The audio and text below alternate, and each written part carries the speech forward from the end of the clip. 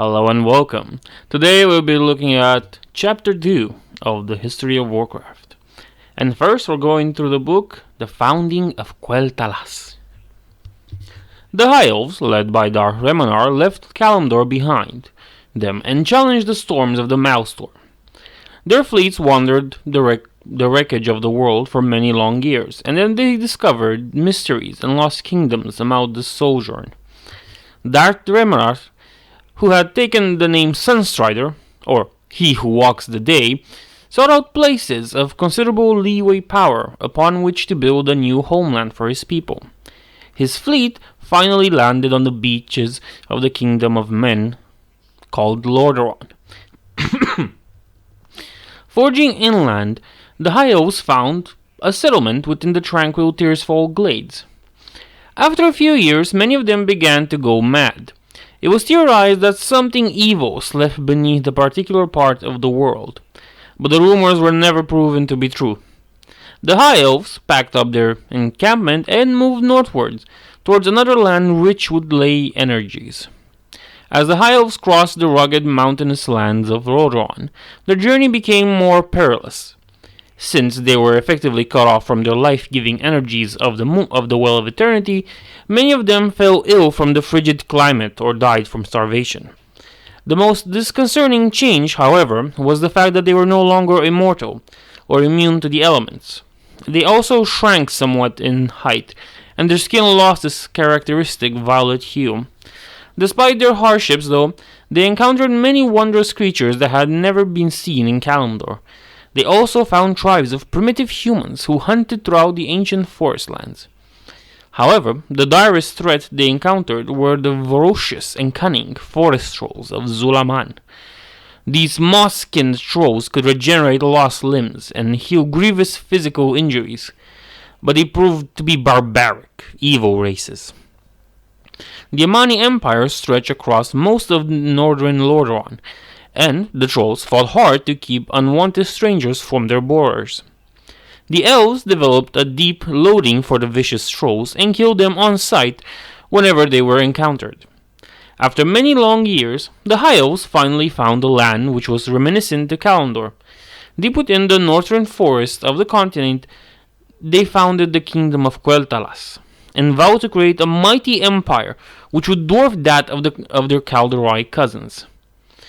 Unfortunately, they soon learned that Quel'Thalas was founded upon an ancient troll city, and that the trolls still held that to be sacred. Almost immediately, the trolls began to attack the elven settlements en masse. The stubborn elves, unwilling to give up their land, utilized the magics which they had gleaned from the Well of Eternity and kept the savage trolls at bay. Under Darth Remar's leadership, they were able to defeat the Amani warbands that outnumbered them 10 to 1. Some elves, wary of the Kaldorei's ancient warnings, thought that their use of magic might possibly draw the attention of the banished Burning Legion. Therefore, they decided to mass their land within a protective barrier which would still allow them to work their enchantments. They constructed a series of monolithic runestones at various points around Quel'Thalas, which marked the boundaries of the magic barrier. The runestones not only masked the elves' magic from extra-dimensional threats, but helped to frighten away the superstitious troll warbands. As time wore on, Quel'Thalas became a shining monument to the High Elves' effort and magical prowess. Its beautiful palaces were crafted in the same architectural style as the ancient halls of Kalimdor, yet they were interwoven with the natural topography of the land. Quel'Thalas had become the shining jewel that the elves had longed to create. The Convocation of Quel'Thalas was founded as the ruling power over, Quel'Thalas. Though the Sunstrider dynasty maintained a modicum of political power, the Convocation was comprised of 7 of the greatest High Elf lords. The Convocation worked to secure the safety of the elven lands and people. Surrounded by their protective barrier, the High Elves remained unmoved by old warnings of the Kaldorei, and continued to use magic flagrantly in almost all aspects of their lives. For nearly 400 nearly 4,000 years, the High Elves lived peacefully within the secluded safety of their kingdom. Nevertheless, the vindictive trolls were not so easily defeated. They plotted and schemed in the depths of the forests and waited for the numbers of their warbands to grow. Finally, a mighty troll army charged out from the shadowy forest and once again lay siege upon the shining spires of Quel'Thalas.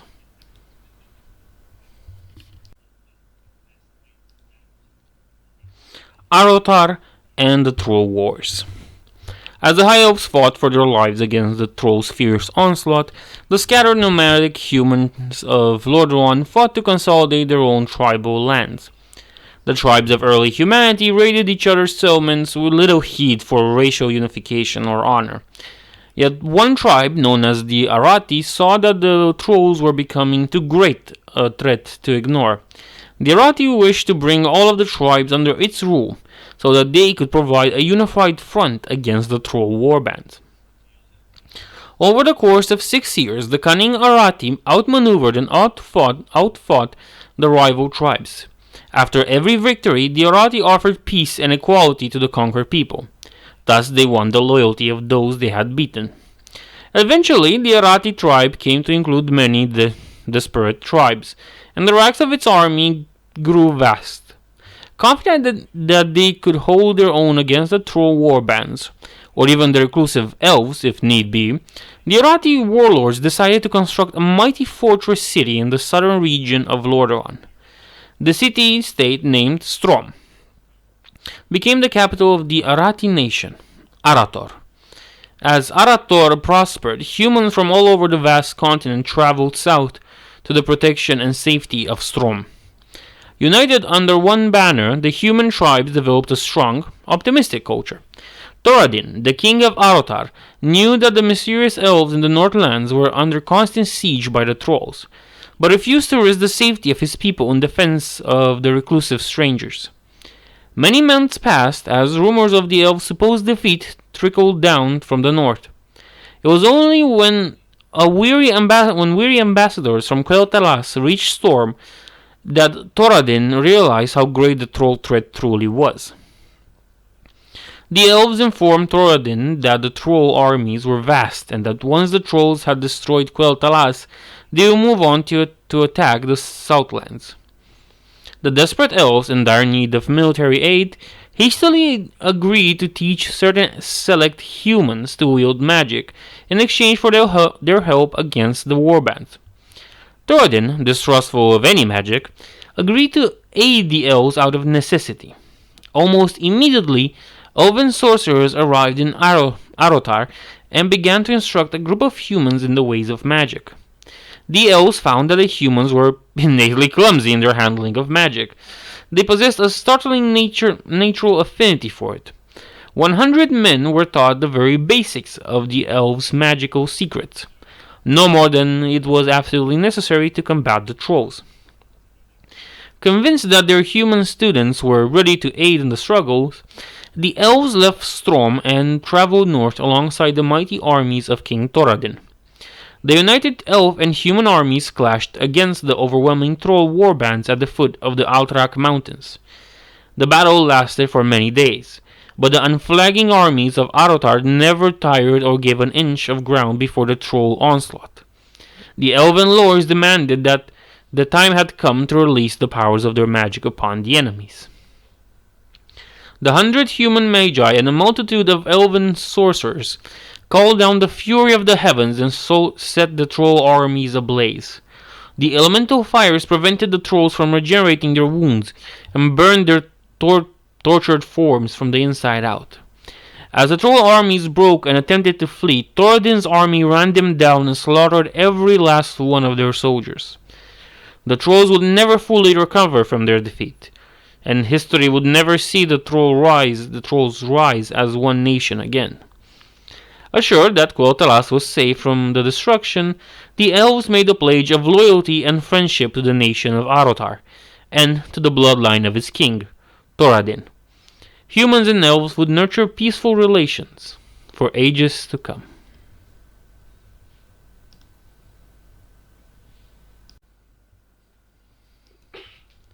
The Guardians of Tirisfal.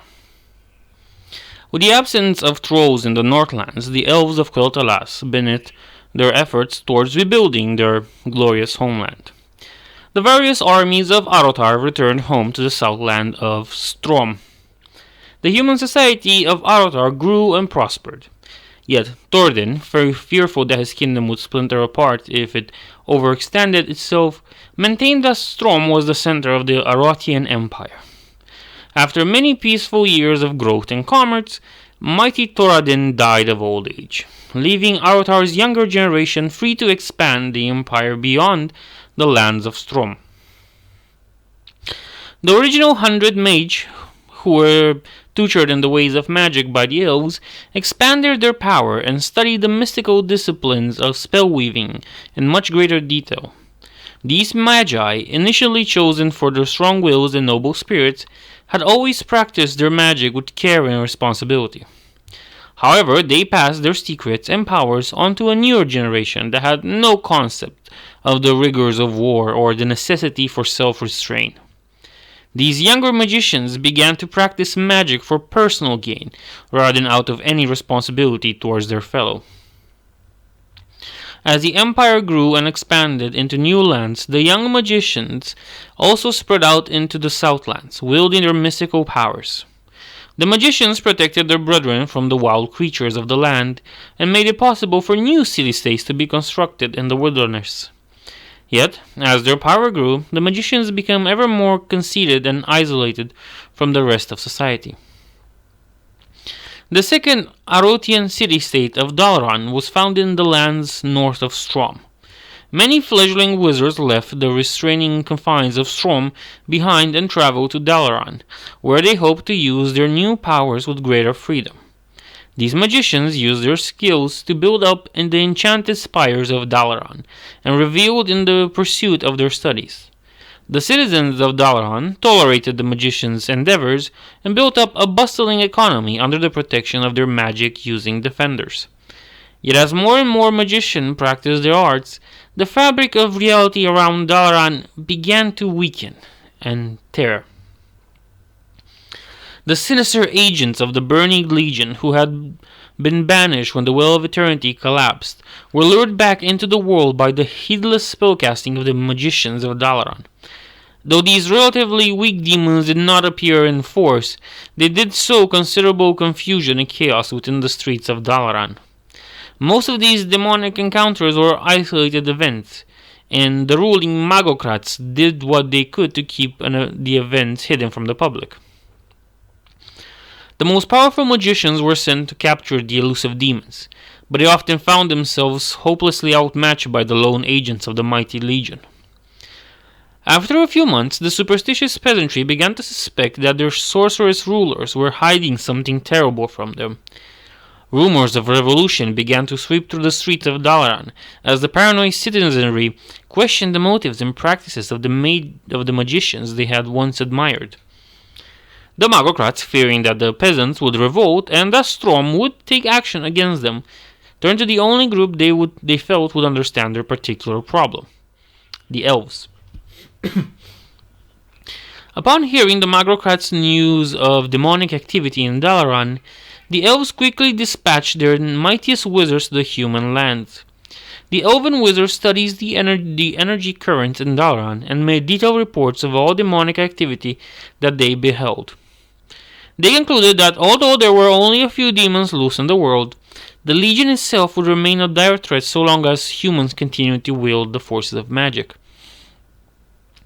The Council of Silvermoon, which ruled over the Elves of Quel'Thalas, entered into a secret pact with the Magocrat lords of Dalaran.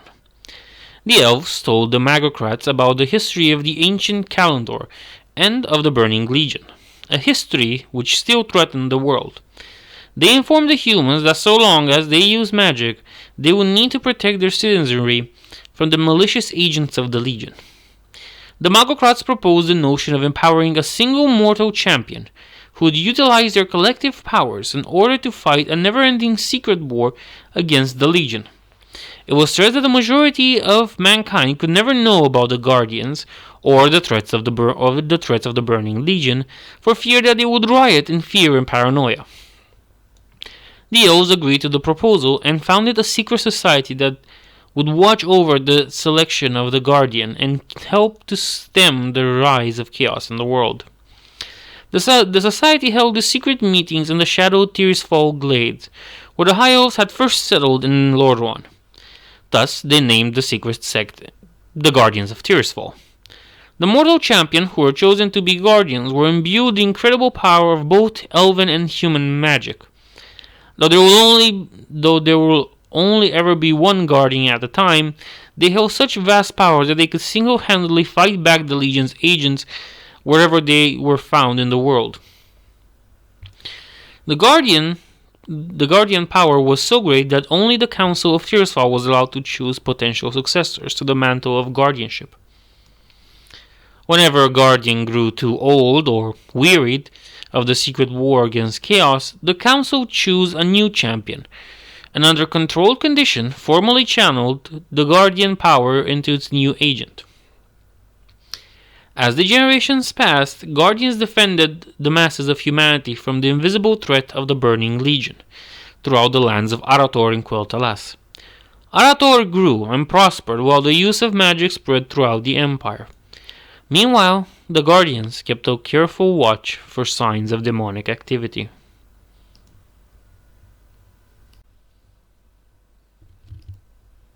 Ironforge, the Awakening of the Dwarves.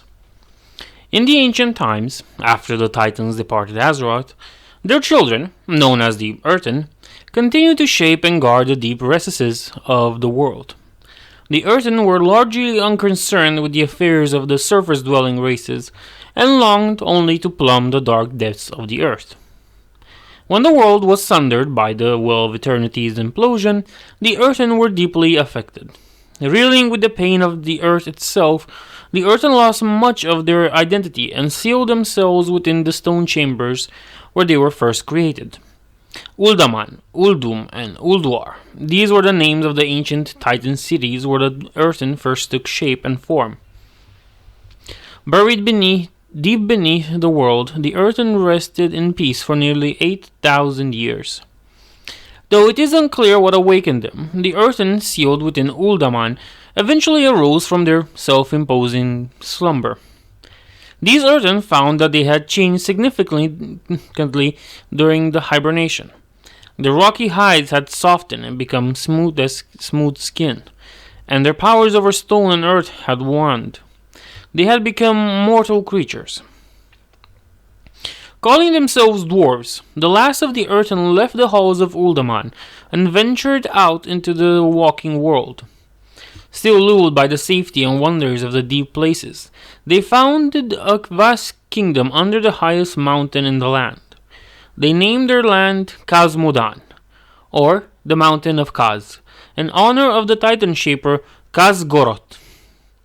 Constructing an altar for their Titan father, the dwarves crafted a mighty forge within the heart of the mountain. Thus, the city that grew around the forge would be called Ironforge ever after. The dwarves, by their nature, were fascinated with shaping gems and stones. They set out to mine the surrounding mountains for riches and precious minerals. Content with their labors under the world, the dwarves remained isolated from the affairs of the surface-dwelling creatures above.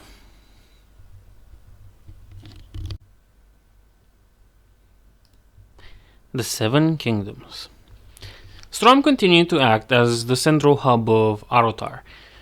But as with Dalaran, many new city-states arose across the continent of Lordaeron. Gilneas, Alterac, and Kultiras were the first city-states to arise, and although they each had their own customs and commercial workings, they all held to the unifying authority of Strom. Under the vigilant watch of the Order of Tirisfal, Dalaran became the chief center of learning for magicians throughout the land. The Magocrats who ruled Dalaran founded the Kirin Tor, a specialized sect that was charged with cataloging and researching every spell, artifact, and magic item known to mankind at the time. Gilneas and Altra became strong supporters of Strom and developed mighty armies that explored the mountainous southern lands of Khazad-dûm. It was during this period that humans first met the ancient race of dwarves and traveled to their cavernous subterranean city of Ironforge. The humans and dwarves shared many secrets of metalsmithing and engineering and discovered a common love for battle and storytelling. The city-state of Quel'Thalas, founded upon a large island south of Lordaeron, developed a prosperous economy based on fishing and shipping. Over time, Quel'Thalas built up a mighty fleet of merchant vessels that sailed throughout the known land in search of exotic goods to trade and sell. Yet, even as the economy of Aratar flourished, its strongest elements began to disintegrate. In time, the lords of Strom sought to move their estates to the lush northlands of Lordaeron and leave the arid lands of the south. The heirs of King Thoradin, the last descendant of the Arati bloodline, argued that Strom should not be abandoned, and thus incurred the displeasure of the greatened citizenry, who were likewise eager to leave. The lords of Strom, seeking to find purity and enlightenment in the untamed north, decided to leave their city behind. Far to the north of Dauron, the lords of Strom built a new city-state, which they named Lordaeron. The entire continent would take its name from the city-state Lordaeron. Now, Lordaeron became a mecca for religious travelers and all those who sought inner peace and security. The descendants of the Arati, left within the crumbling walls of ancient Strom, decided to travel south, past the Rocky Mountains of Khazad-dûm.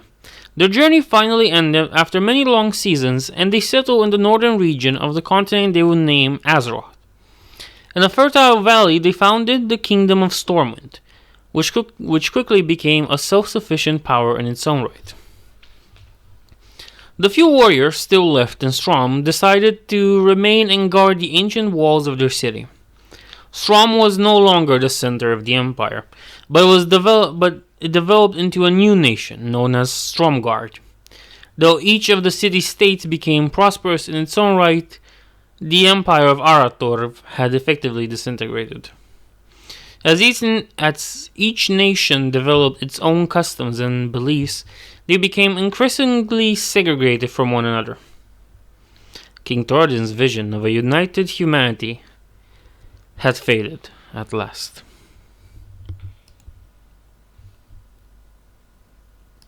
Aegwynn and the Dragon Hunt. As the politics and rivalries of the seven human nations waxed and waned, the line of guardians kept its constant vigil against chaos. There were many guardians over the years, but only one ever held the magical powers of Tirisfal at any given time. One of the last guardians of the age distinguished herself as a mighty warrior against shadow.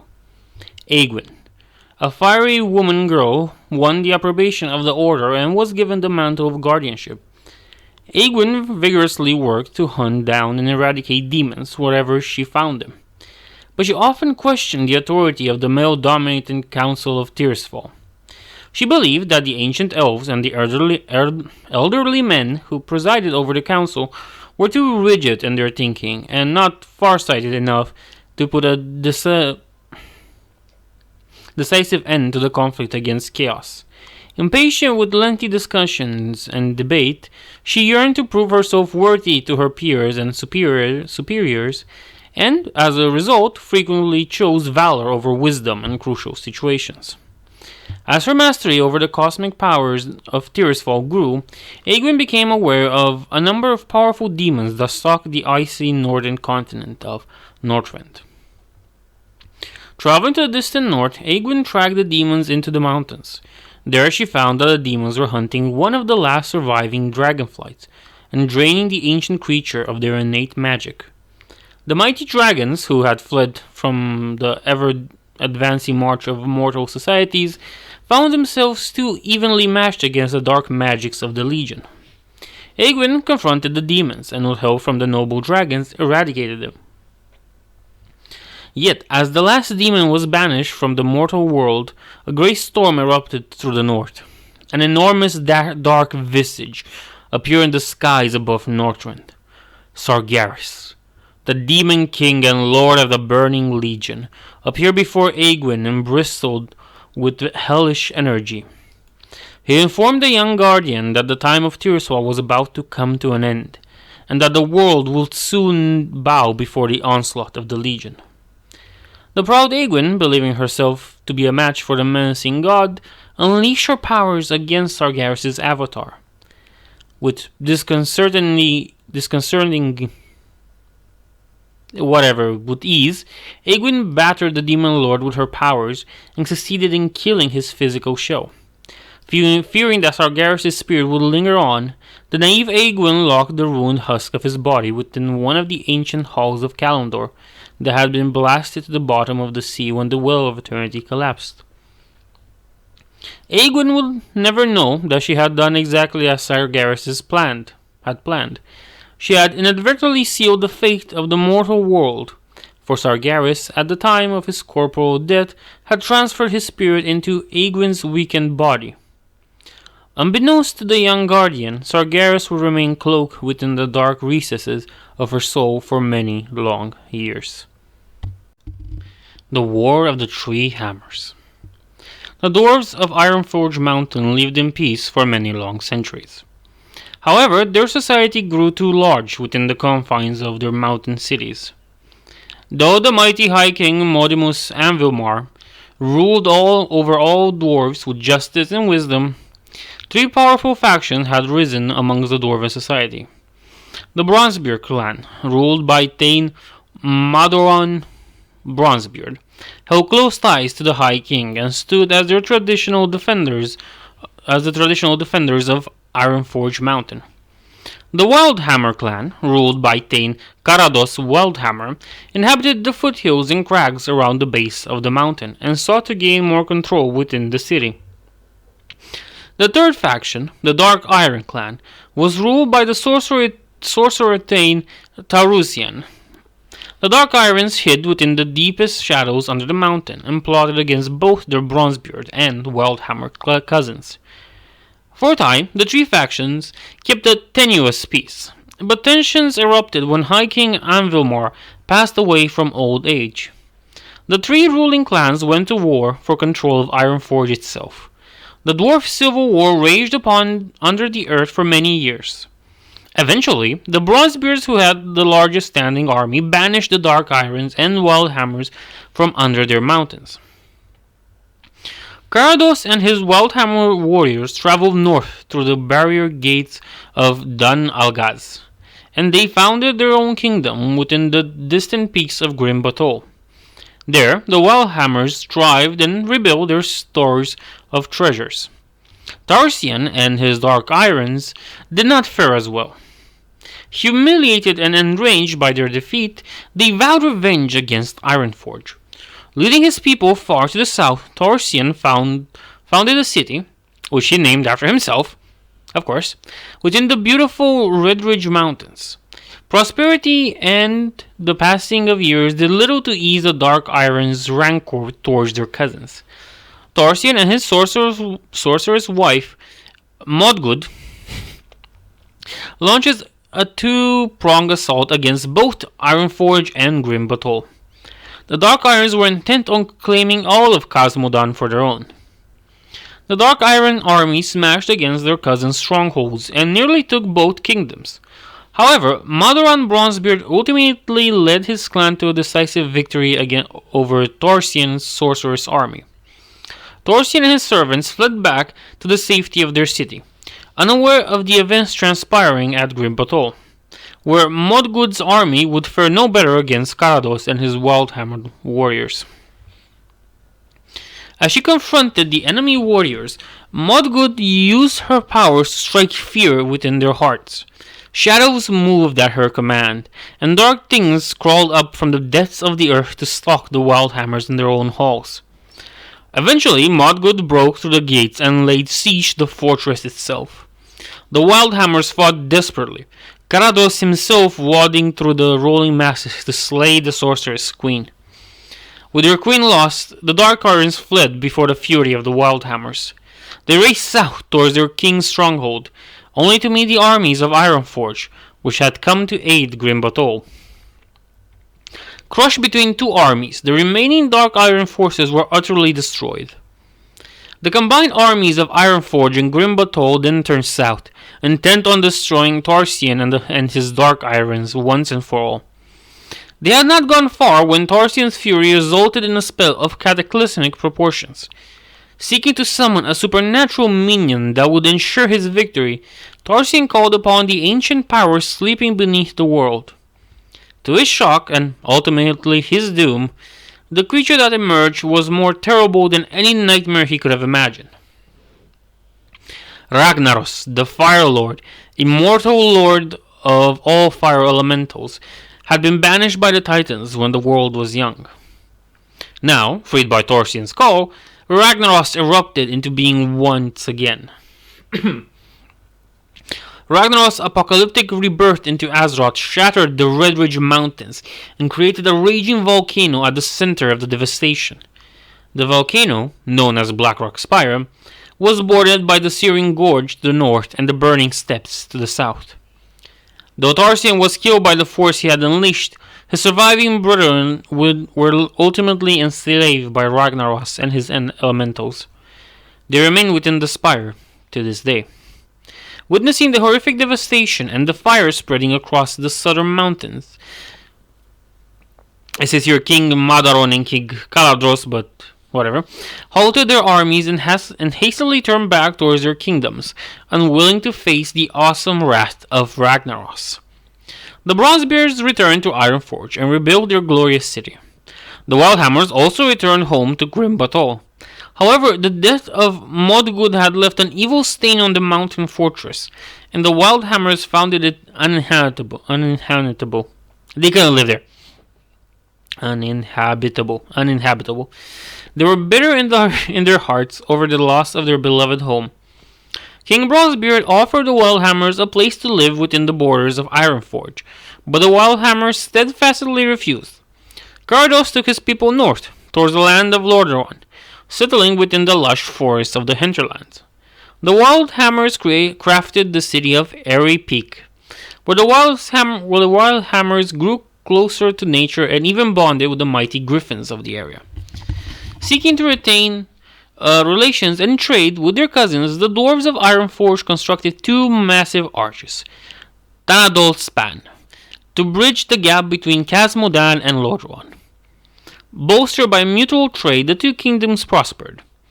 After the death of Madoran and Karados, their sons jointly commissioned two great statues in honor of their fathers. The two statues would stand guard over the pass into the Southlands, which had become volcanic in the wake of Ragnar's scorching presence. They served as both a warning to all who would attack the dwarven kingdoms, and as a reminder of what price the Dark Irons paid for their crimes. The two kingdoms retained close ties for some years, but the Wildhammers were much changed by the horrors they witnessed at Grim Batol. They took a living above ground on the slopes of Airy Peak instead of carving a vast kingdom within the mountain. The ideological differences between the two remaining dwarf clans eventually led to their parting of ways.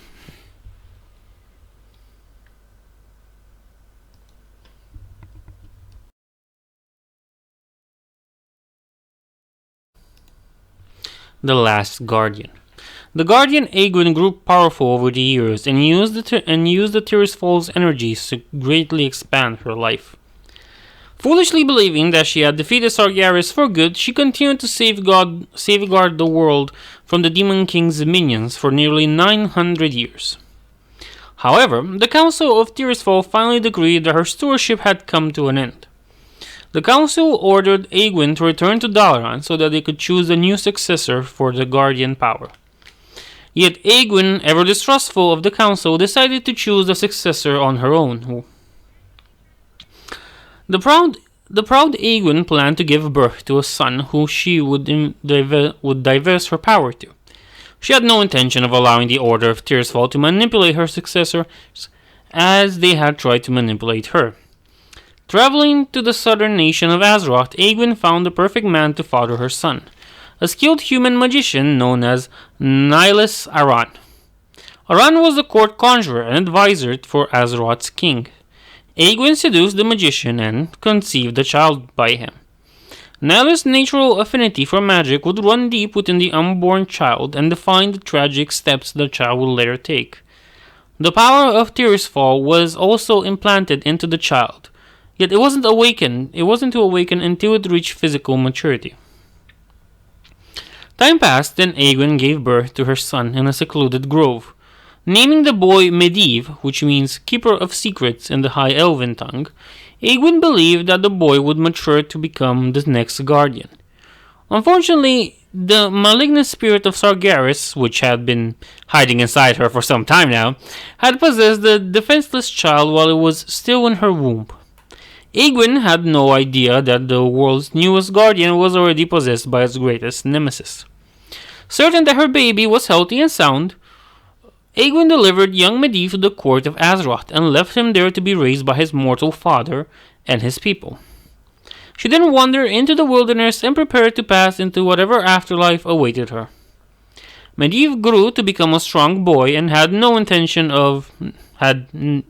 idea of the potential power of Tirisfalian birthright. Sargeras bided his time until the youth's power manifested itself. By that time, Medivh had reached his teenage years.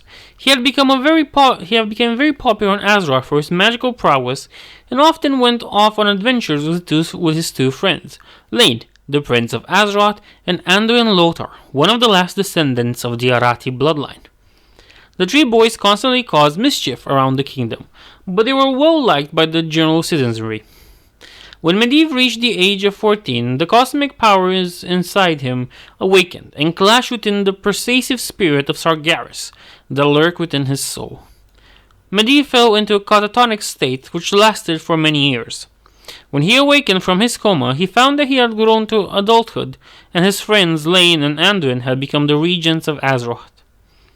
Though he wished to use his incredible newfound powers to protect the land he called home, the dark spirit of Sargeras twisted his thoughts and emotions towards an insidious end.